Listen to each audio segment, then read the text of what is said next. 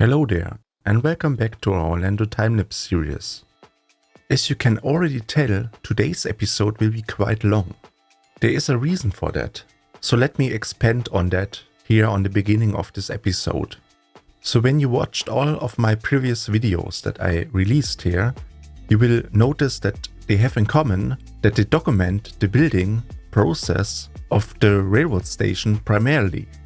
And especially for the last two episodes, this shifted. So we have our finished railroad station, or let's say almost finished, because we still didn't make the interior of it.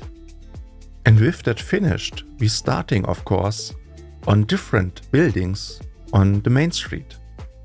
And so what I try to say here is, because the railroad station is such a giant building or important building at the very start of the park, it took, of course, multiple episodes to properly finish that.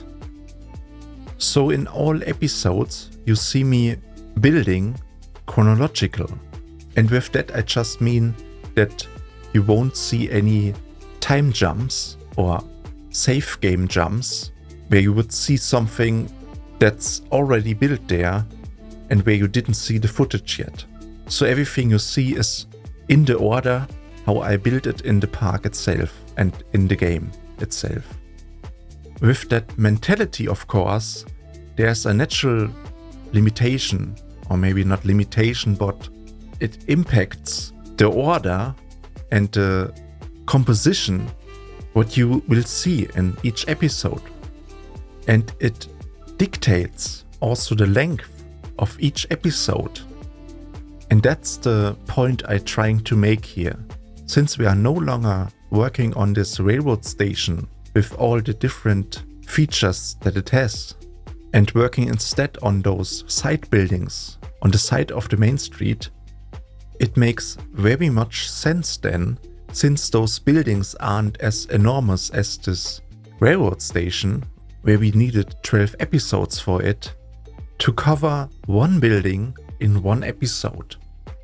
And that's why this video is over an hour. You will not only see the start of the City Hall today, you will see it also almost finished. And at least to me, it makes perfect sense. Then you can categorize each episode after a certain building. So you could say now, then why don't we see any footage right now of the City Hall? And to answer that, you will see it in a short period of time. It's just a thing, as I said, I want to show you the whole picture.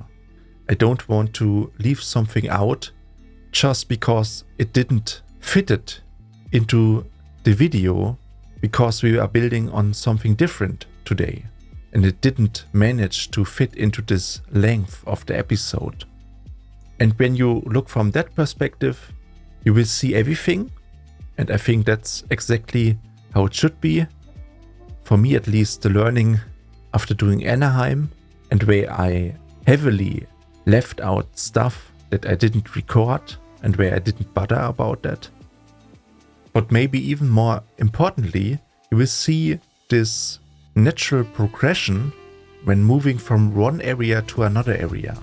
And that's the reason why I left this footage in, because you will see now in a second this transition. And that's the thing a little bit that's quite surprising sometimes, that when I'm in the park and I'm continue building, I don't forcefully say, okay, we start with the new building and then I start building. It's this natural thing where suddenly there is a point where you subconsciously just do it. And it's also a back and forth. Sometimes you started a new area, but you always go back to the old area and get ideas and certain elements from that you use in this new area or in this new building. So it's just the point I'm trying to make here. It's a very natural thing and it's not a decision necessarily.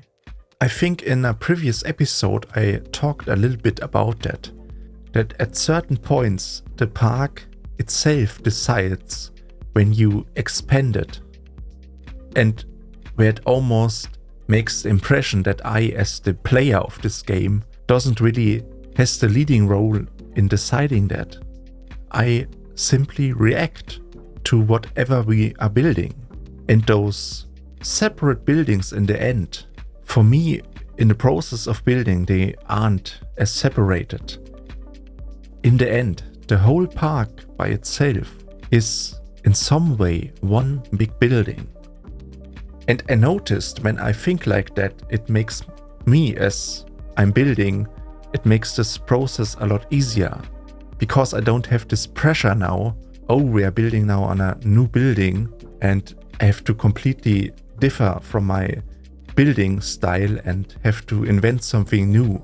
No, I just continue with what I built before and just slightly adjust it to this look that I strive for in the end. Maybe it makes some sense to you.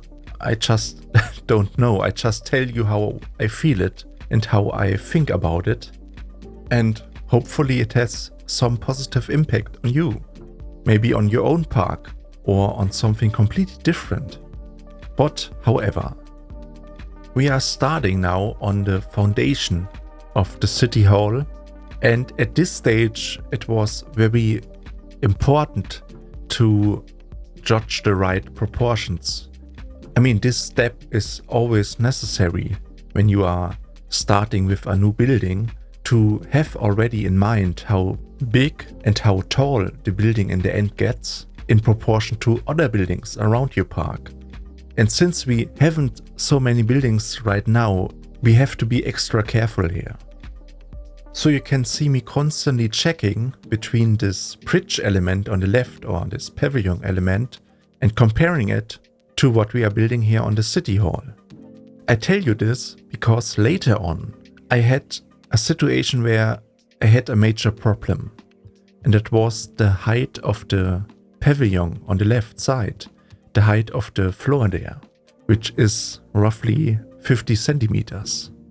And when I looked on images of the city hall, you will see that in front of the city hall you have like this elevated floor and where you have some steps there, and at least to me that looked like it was like 70 centimeters. And so whenever something like this happens, usually you have two options. You leave it like that or you adjust it. And when you decide to adjust it, with that are coming many issues. If it's now in a different location or height, then other things that are relying on that same thing to be in that location are changing with it. And that would mean, in this case, that I would have to adjust the height on the Chamber of Commerce building, which also has then consequences on other departments that are relying on the Chamber of Commerce to be in the exact proportion that it is right now. So at the end of the day, you think about it and judge the importance of such a modification. And at least here I left it like that.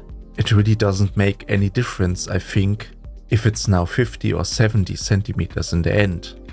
I adjusted the amount of stairs we have in front of the city hall so that it looks like it's in the right height, but in the end it really doesn't make any difference if you don't see the actual thing right beside it.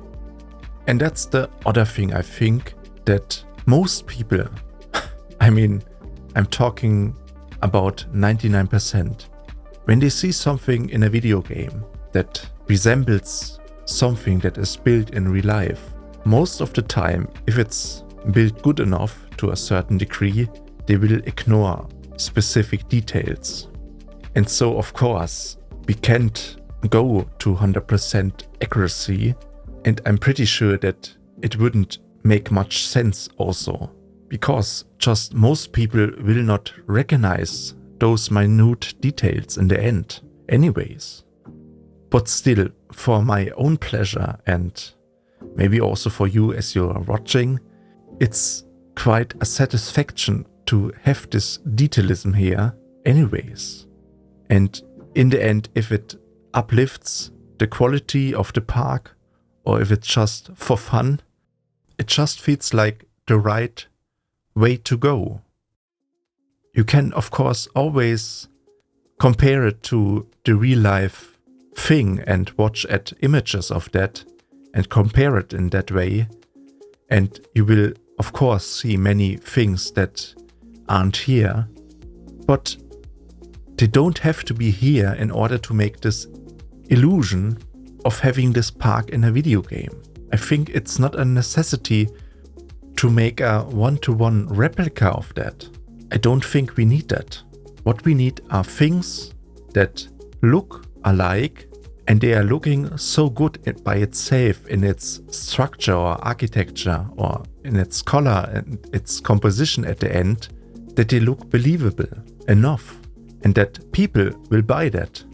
And to find that sweet spot between detailism and simplism, I think it's very interesting and exciting for me as a builder also to figure out that point. But it's not only finding this perfect sweet spot. I think it's much more important to realize and to think about how people are remembering a certain place that exists in real life. So when you imagine yourself and you think about a certain location in the world that you know very good, of course, and when you think about that, immediately things coming to your mind. And so it's very crucial, of course, for me as a builder to figure out or in some way discover what people remember most about a certain place. Because I think this has the biggest impact on them when they see something very similar to that recreated in a video game. And when you look from this perspective, it's of course very difficult to acknowledge or to gain this information how people receive something that they saw and that they felt inside the park with their own eyes. Of course, if I would go there, I would see this other side for myself. But even then, it's only the impression that I receive. So I don't know how other people are receiving it as well. I mean, sure, it would be pretty cool if I would go there for myself and see it with my very own eyes. But still, it wouldn't tell me how other people are receiving it as well. And therefore, at least to this point, it wouldn't make any difference, I think, if I'm now in the park or not. And therefore, the best approach that I'm constantly going is to watch footage, not only reference images, but also POVs and videos about the park, and to spot all those little details they make when they strolling around. And when you do that very often and very deeply, you will at some point figure out not only how a specific area in the park looks, but also how it feels. And this is so underrated, I think, to acknowledge that. It's not only how it looks, it's how it feels. And what of those features that you are seeing on those buildings, what impact they have on the people that strolling around. And that's, I think, so very interesting in the end.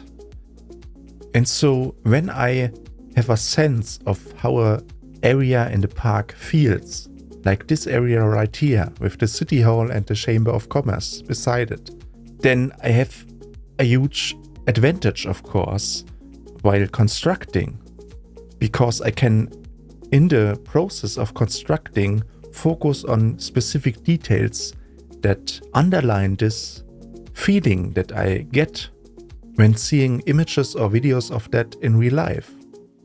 So when I look on images of the City Hall, the first thing that comes to my mind is that pretty much everything that you see is almost white. It's of course not a pure white, but it's a very distinct oldish or vintage white that is a little bit off. So in terms of a scale of importance, what features on this building are the most remembered features This would be, in my opinion, the color. And the second one would be the architecture. On the City Hall, you have a very distinct architecture. So it looks very similar to the railroad station, which is very Victorian styled. What I would add here that it has influences of post-colonial architecture. And so the main features of this architecture on this specific building is the layout, I think. You have in front there this little elevated terrace in which you enter the building, but also the building, when you look on the facade on it, there are certain elements on the facade that go back and forth. So you have a dramaturgy that happens on the front of the facade, and especially the middle section of that gets emphasized.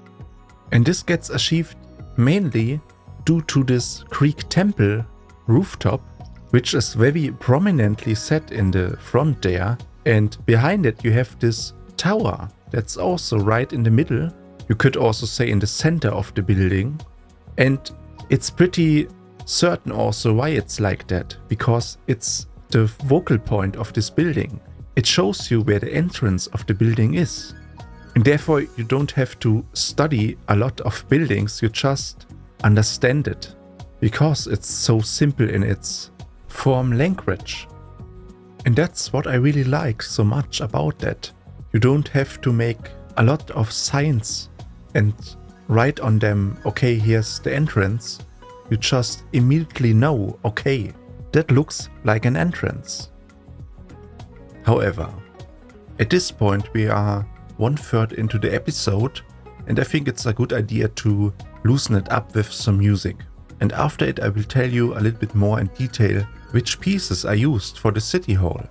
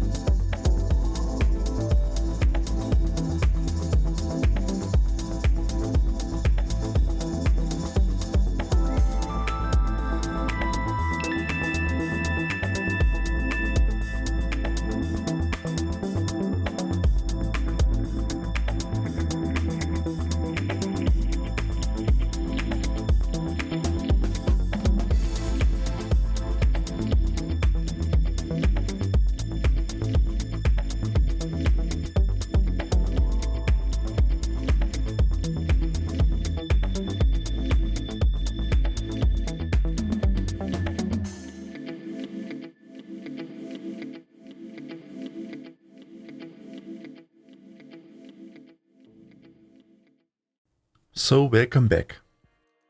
Something I noticed when building the city hall, I did not really use that many different pieces on it. So I only used a handful of them. So you have of course the art pieces, then we have a specific wall piece that I set in the background. So here we have this brickwork, and for all those little smaller ornaments and elements on the building itself, I just use those wooden planks for that. And apart from that, I only use also those stone trim elements on the corner on the left, you see it there, and also at the bottom for those foundations. What the point I'm trying to make here is that you can, with a relatively small selection of elements that you can of course scale up and down, you can already build so many things out of that. I mean, back in Planet Coaster 1, when I recreated Anaheim, that was a different story because you couldn't scale anything up or down. So I had to work with pretty much every piece there is to achieve the biggest result in the end. And since we have now scaling in the game, I think this isn't so necessary. You can reduce this palette down to a minimal, and this will boost the efficiency when building, because you don't have to scroll endlessly through the menu to find the perfect piece. And I have to say, when I finished this one facade that you see here, once I had that, the other side of the building was much more easier to construct, because you just copy over this framework, slightly modify it, and there you have it. So whenever I construct something on a building, I like to keep it as a module that you can reuse on other sections of the building, or maybe even on completely different buildings. And with our park growing and constantly getting more buildings in it, this reusability of already built pieces will increase, of course. And that's what's so great about it. We don't have to always reinvent the wheel on every building. We just use something that we maybe built now on the city hall and use it maybe later on the Emporium building. Especially those windows, where you have those wooden arcs on top of it that are pretty difficult to construct at first time, but when we reuse them later on, it's just copy and there we have it. So this works out great, I think, but still I'm kinda missing essential forms and pieces. I mean, if you take a look on the pieces that we have in the game, we have so many pieces, but literally I only use 10% maybe of them. And the reason for that is just because they are too themed and they are too big. I mean, sure, it's great to have 30 or 40 individual pieces to construct a submarine, or to have over 50 different sign elements that you could use to advertise your shops in the game. But all of those things are so big in its size that you can't really make use out of them for something different. And that's also realistic in proportion to something that would be built in real life. But even then I would be okay with that. But the main issue I have in this game right now is, whenever I try to build something with art pieces, they are scaled all the way down, but still they aren't as small as I would want them. And this really gets me angry sometimes, because it directly impacts my building technique. You have certain elements in the game that you can scale down to even 10%, where it doesn't really make any sense that they are so scaled down all the way. And on the other hand, you have things that are so hugely overscaled that you can scale down.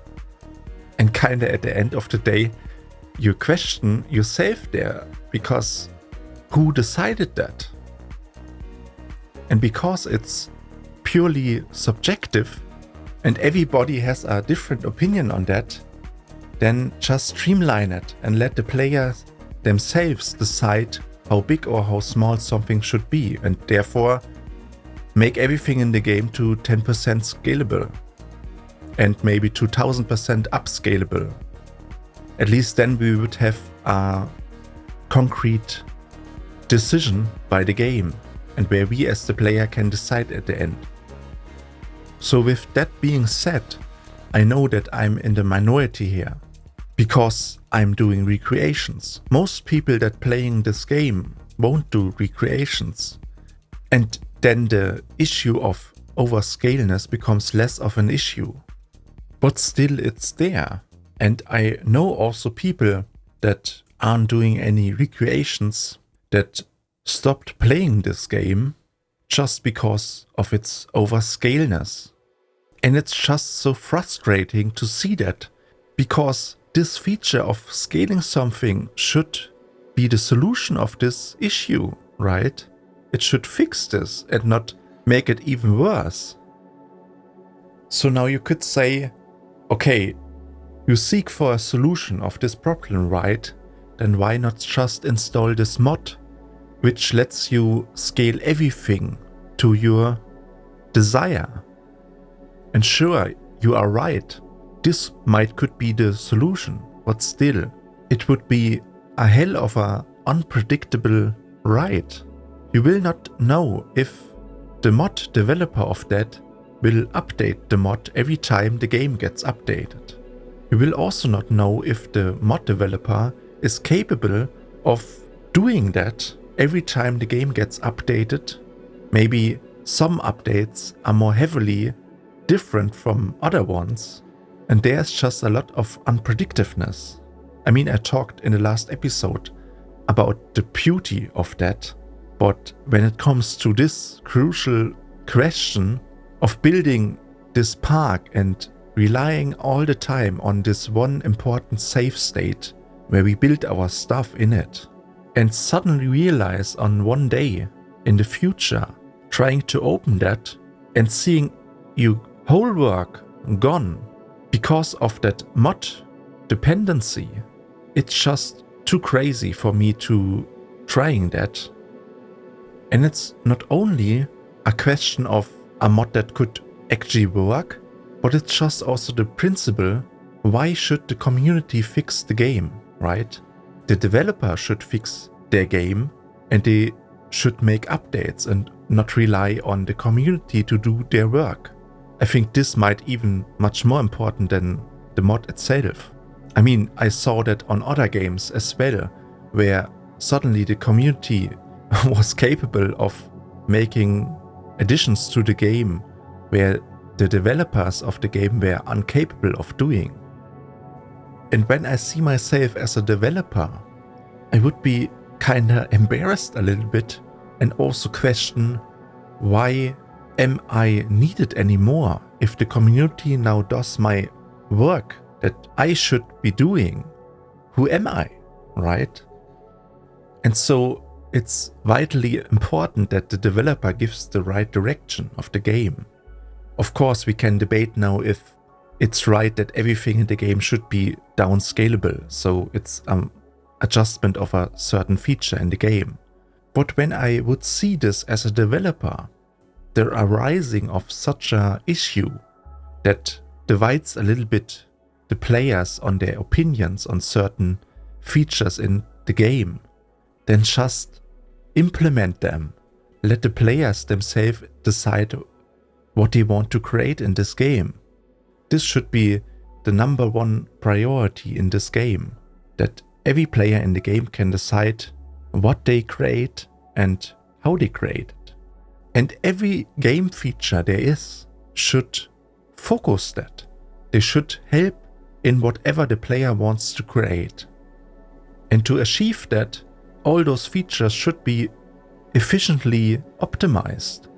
And there shouldn't be any hard-coded limitations in the game that do the exact opposite of that and stopping the player from creating their dream park. For example, the limitation of selecting items in the game. It's 2025. Why am I not able to select more than 5,000 pieces in a scenery group and move them and copy them? At least on the PC. On consoles I can excuse that limitation, but still on PCs I don't get it. If the game crashes, then so be it. I mean, it crashes even now without doing that, sometimes very randomly.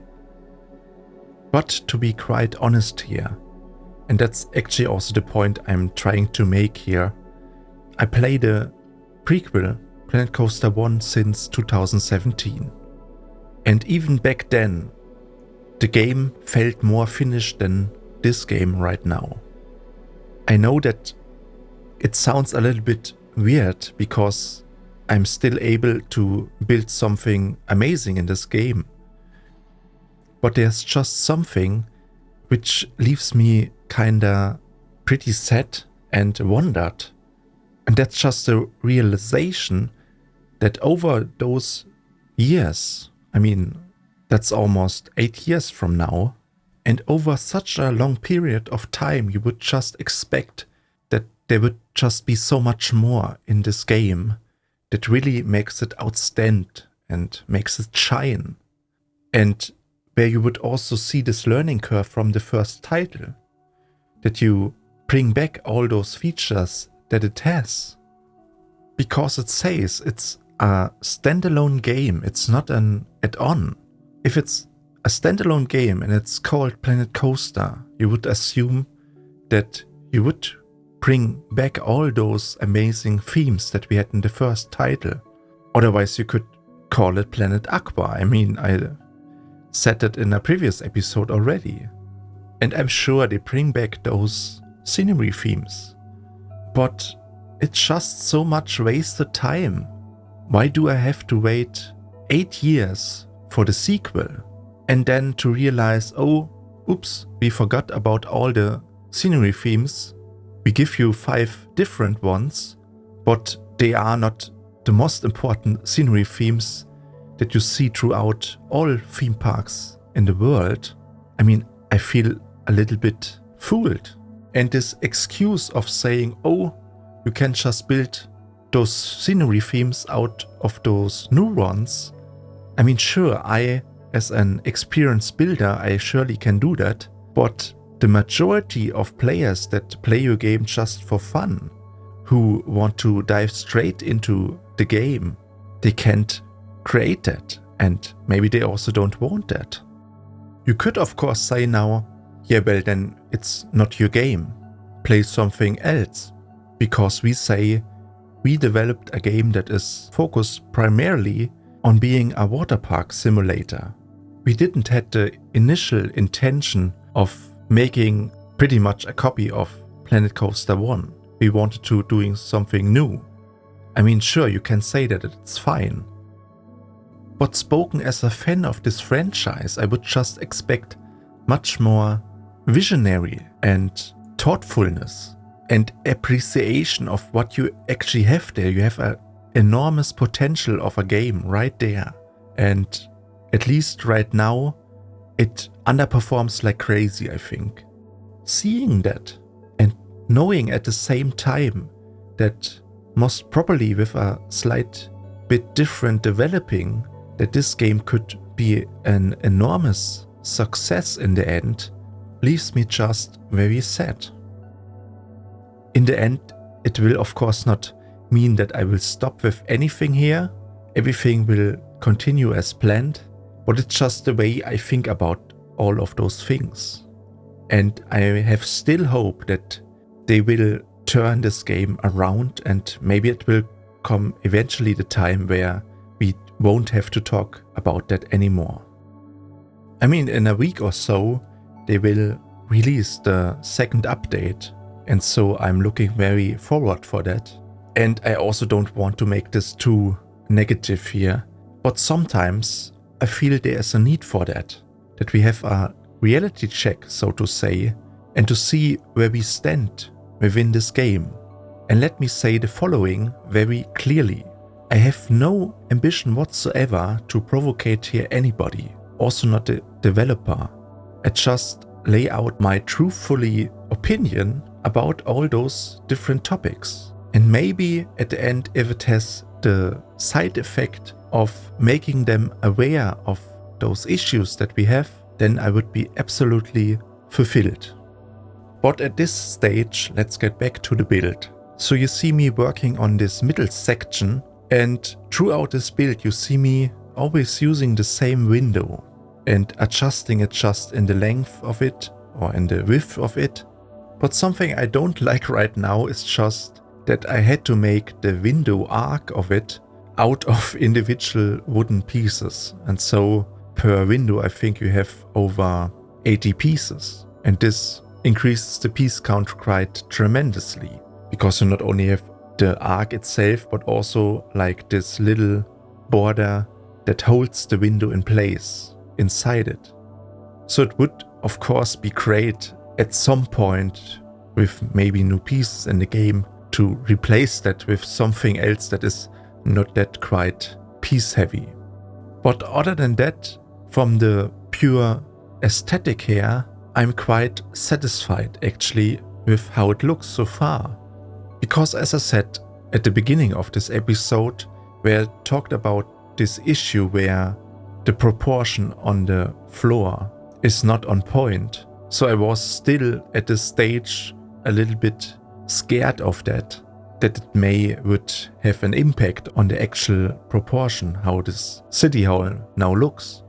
But in the end I think it's absolutely okay. Earlier in the footage I saw that I worked on the roof, and the roof is of course another important topic on this building. And since this roof is in this Victorian style and has this slight slope on it, I just could copy over the roof from the railroad station, and it fitted exactly.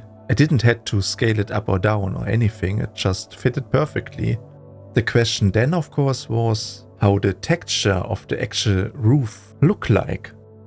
In reality you have those diamond-shaped roof tiles there, and earlier I found those trims with those diamond-shaped corners on them, and I'm pretty sure you could make a roof out of that, but I mean you would have like 500 pieces, I'm sure.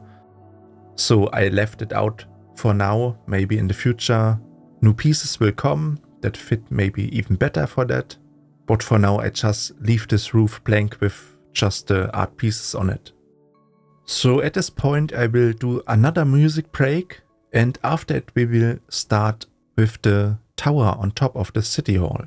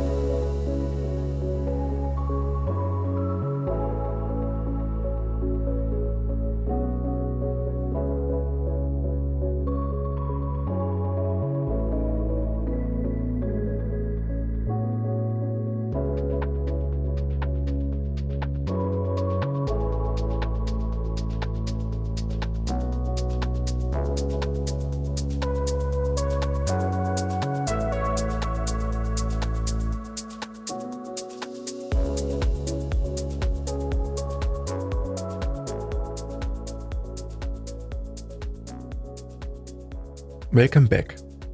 So at this stage, we are starting with the Clocktower on the City Hall. I would say that it's the most important feature that this building has. You can see that Clocktower from very far away, and it's the second highest thing there is, I believe, behind the railroad station when you are on Main Street. And so when I tried to lay out that, it turned out that this Clocktower is way smaller than I expected. The measurement from one side to the other side is under 4 meters. And so that was quite surprising, because I felt that this building is a lot bigger in general. Because when you look on it, everything has this appearance that it looks big and open and pretty authoritarian, maybe even. But when you actually take measurements, it turns out that everything is much smaller than you would think it is. And there we are back again at what I said earlier, that there is a certain feeling you get when you see this building. And I'm trying my best here to capture it in some way by sticking very accurately to the reference images, but at the same time that the result at the end looks believable in its visual quality by its composition at the end. However, earlier in the footage you saw that I placed down the font of the City Hall, and again I used multiple layers there to create this border effect around the font, and it worked out pretty good, I think. However, something I really dislike, and that is when you look from far away. I mean, it's not even far away, it's literally like 20 or 30 meters away. This font will start to crumble down, I would say, like it gets distorted so that you can't read it anymore. And that has something to do with the level of detail, I would say, where something that you see very detailed in front of you gets less and less detailed when it's far away to save FPS. I mean, it's a very natural technique in 3D modeling. However, on this font, it's so ridiculous that it gets distorted that quickly. And so wherever I use this font element, the same thing happens. So on the clock on the railroad station, or on the sign of the Chamber of Commerce, and even the popcorn stand. So very hopefully they will fix that in the future. So while we constructing this clock tower, I thought that we talk also about the performance. I can't really remember the last time I talked about that, so let's do that. So I tested the game very recently, and right now in the park we have around 100,000 pieces. And I compared the performance in this park against an empty park. And so I did in this park 2 tests, one with the graphics settings on ultra and one with the graphics settings set on low. And in this park on ultra settings I get around 70 to 90 FPS. On low I get 180 to 190 FPS. After that I did the exact same test but on an empty map. Here I would get on ultra settings 150 to 160 FPS, on low settings 250 to 260 FPS. And so I was quite intrigued by those values, because I was expecting a far different outcome. So when I understand those values correctly, we have 60 FPS that gets lost because we have something in the park.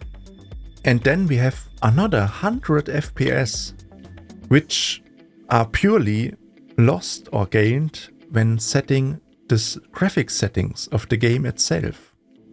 So I was assuming that the impact of piece count would be much higher than the actual graphics setting themselves. At least that was always the case in the prequel. Now there were still 60 FPS lost when switching from the empty park to the current park we have with over 100,000 pieces. So there are two scenarios now that could happen. When we at some point have 200,000 pieces in the game, then we would have a big problem because we would then have only 20 or 30 FPS. And the other scenario is, of course, that this is not happening and that the increase of the piece count is not in relation to the performance of the game. Or to say it with other words, the amount of piece count and the degrade in performance is not proportional to each other. And at least in my opinion, this second scenario is more likely, I think. Because in Planet Coaster 1, something similar to that happened also. When I gone from 300,000 pieces to 400,000 pieces in the prequel, there were really almost no significant FPS change that you would feel. On paper you would have that, but it was like 2 or 3 FPS. But at the same time you have to say, or add to that you of course need a very good CPU for that, with at least 5 to 6 GHz on its single core. So at the end of the day, I'm really not sure what to make out of those numbers. My dream scenario would be, of course, that it stays like that, but I'm certain that that's not going to happen, for sure. But this unpredictiveness again is kinda motivating me to continue on this project. It's just this experiment what happens if you have now not only the city hall there, the railroad station, but also a finished main street. And maybe even the finished park in the end. And who knows how long this process will take in the end, but one thing is for sure, the longer it takes, the better the technology is getting. I mean, I had that happening also in Anaheim. I started this park with the absolute potato PC that you could have. And when I released it in the last year, I had of course a very good machine there, and where you could sufficiently, between 20 to 30 FPS, play it. And maybe the same thing is happening again a second time in 4 to 5 years. Who knows what PCs we have then? And my hopes are even bigger here, because we aren't limited to DirectX 11 anymore, we are already at 12. And that was the big bottleneck at Planet Coaster 1, so we don't have that anymore. I mean, already Nvidia released something for other games where you could save FPS and generate AI-generated frames in between. I mean, this would be the solution maybe for all our problems. And therefore I'm pretty positive overall about the performance side of things, and I would recommend here that we stay optimistic here. So while we were talking about the performance side of things, we managed now to lay down the framework for this roof on top of the city hall. And I very much like this form, and you have those sides on it that slowly curve themselves up to the top. One thing that was quite tricky here to make was this slight curvature that you see. And because you have this orthogonal shape at the bottom, it makes those things really tricky to get in the right orientation. And I mean, earlier you saw me using a very big element that is round to form this curvature. And I also used this large billboard in the back so that I could exactly see the edge where those two wooden frames would match at the edge. On the railroad station we had something similar to that, but now where this thing has actually 8 sides, it makes it a slight bit trickier than that. But I have to say it's quite a beauty of a roof, and all those little trims and ornaments, they help in making this immersion of that thing becoming alive. So from this point on, I think I talked enough in this episode. For the last few minutes, where you see me constructing this rooftop and finishing off the city hall, I will overlay some music so that you can fully enjoy it. After that, I will conclude today's episode as usual.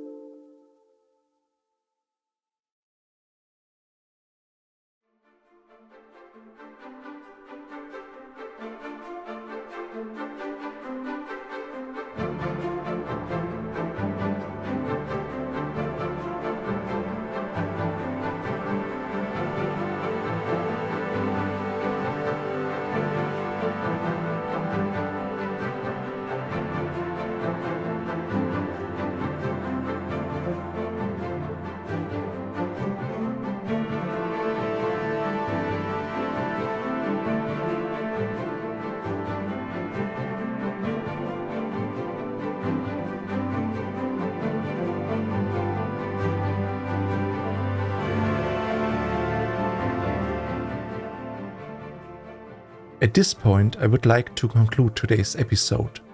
Today's episode was fully focused on the City Hall and creating that within one episode itself. I hope you enjoyed it today. If you did, subscribe, like or comment, join our Discord server, watch my videos about Anaheim or Orlando, and thank you for watching. See you in the next one. Bye.